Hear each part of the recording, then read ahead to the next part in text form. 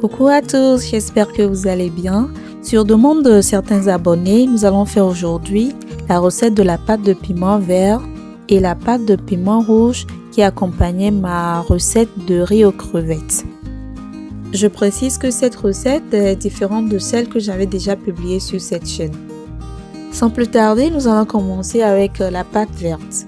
Pour ce faire, il nous faut du piment vert, 1 ou 2 piments orange. Le piment vert n'est pas très fort, c'est pour ça que j'ajoute le piment orange. Ensuite, 1 ou 2 oignons, du poivron, de l'huile végétale, du sel et du bouillon cube. Donc voilà, j'ai bien nettoyé tous les ingrédients à passer au mixeur et je les ai découpés.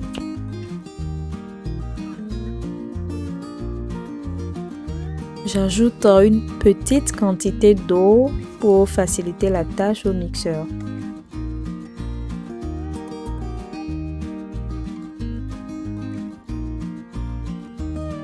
Je vais faire cuire la mixture juste quelques minutes. Donc je le mets au feu en rajoutant un peu de sel, un peu d'huile, un peu de bouillon si vous en consommez bien sûr.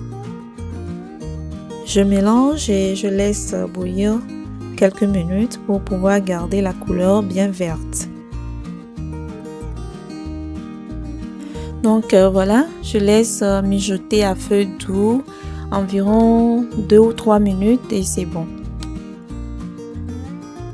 Là, c'est prêt à être consommé sur le champ ou vous pouvez rajouter un peu d'huile et conserver au réfrigérateur pour plusieurs jours.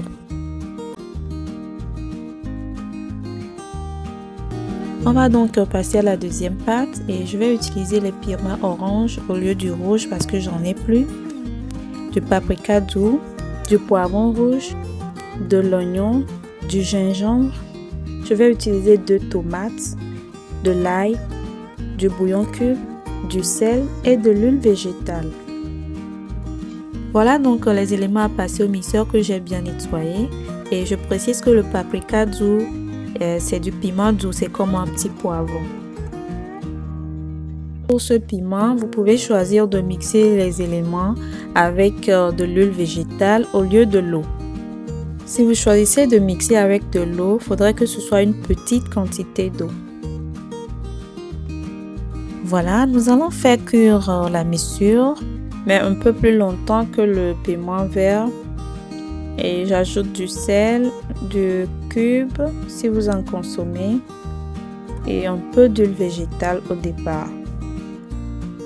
Donc voilà, on laisse mijoter à feu doux le temps que l'eau ne tarisse.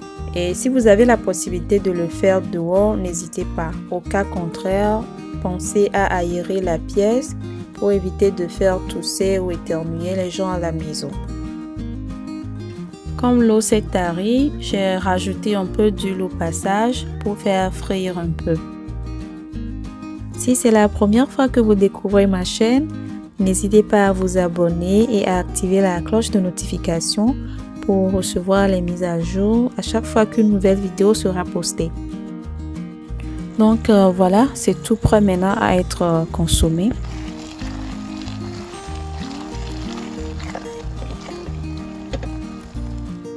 Voilà, ça se conserve facilement au réfrigérateur pendant plusieurs jours et vous pouvez l'accompagner avec n'importe quel repas. Si vous avez aimé la recette, n'oubliez pas de liker, commenter, partager et de vous abonner à la chaîne si ce n'est pas encore fait. On se dit donc à la prochaine. Jusque là, portez-vous bien. Bye bye.